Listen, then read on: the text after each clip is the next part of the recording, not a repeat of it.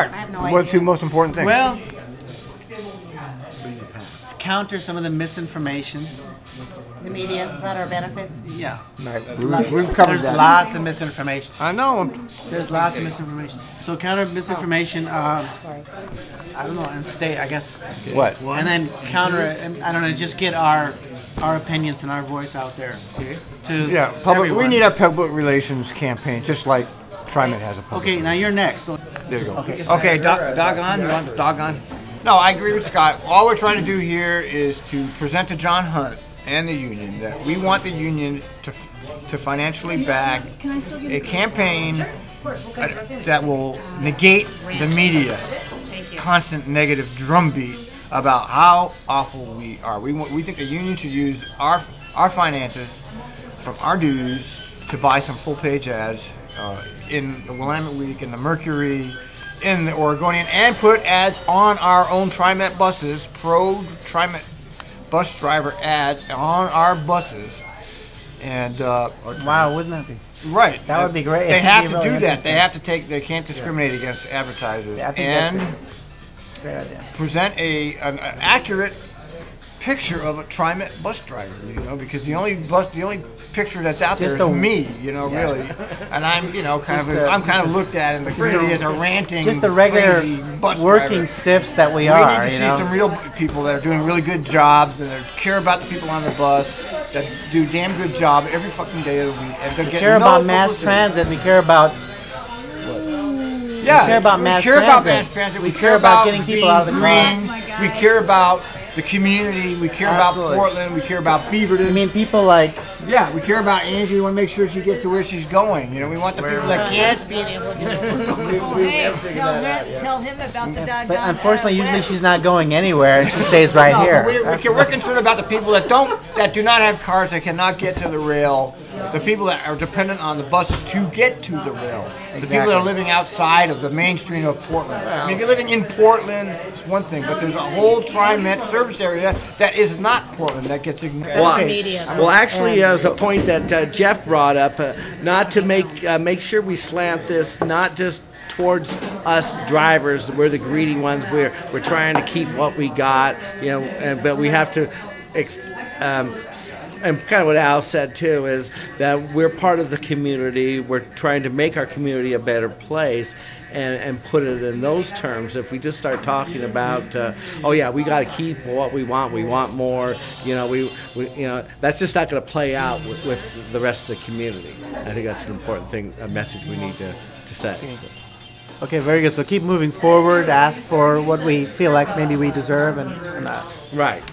First thing we need, I think, first thing we need to be really specific about this. We need to reach out to the other drivers as we're doing it as well. That's the important thing. We're like the committed little group. We have the blog. My blog gets Your blog, but we've also got to talk this up among the teabaggers, because we've got a lot of teabaggers in our garage, guys. Face it. I mean, that's just the way it is. Okay. So to do that, we need to go to their specific interest. How do we do that? Their specific interest is that we need to address the campaign of slander that's being conducted against us in unprecedented ferocity by management in cahoots with the local media.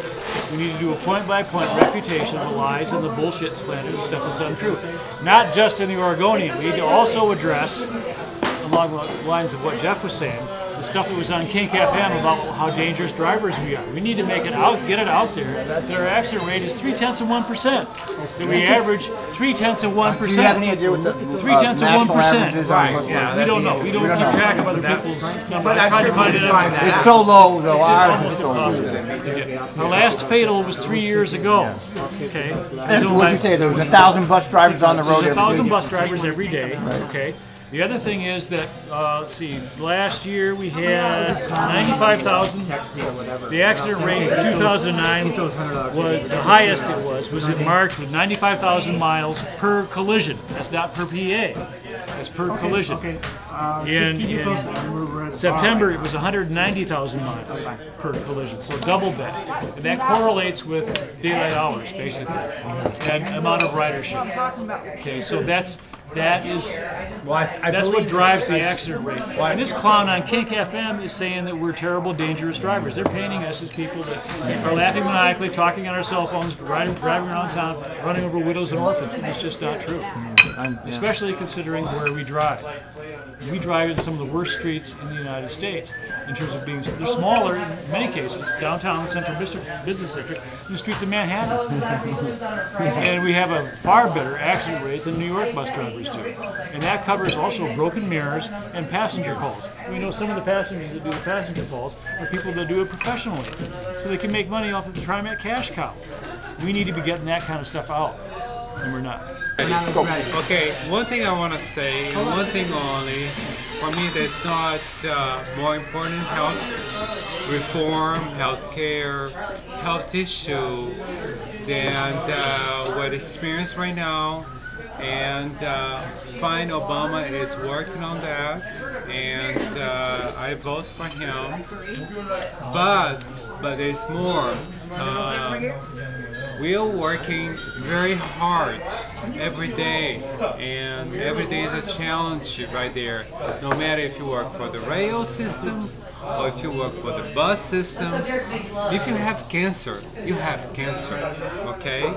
And I seen one big example of someone that has going through chemo right now and has expired all his sick leave, all his benefits, but he's still working. He has no blood on his lips. He has no iron in his body, but still he continues working. Okay? Because he has to. Because he has to. So That's it's for me it's mind-boggling. It's America. That we cannot, have a system where we can take care of someone like that. In who knows what can happen to our community, to A tangible example. Your brother, your sister, your mom. It could be anybody. yeah. Anybody could have Anybody it. There's who a rides Max the driver. There's system. a Max driver. I mean, even whoever a takes teabagger, right? a Max or a bus, Fernando, what's that guy's name? I Harold, believe isn't his it? name's Harold. Harold. Harold? Yeah. Yeah. Harold the Max driver? You can find out. So that's the only thing I can say.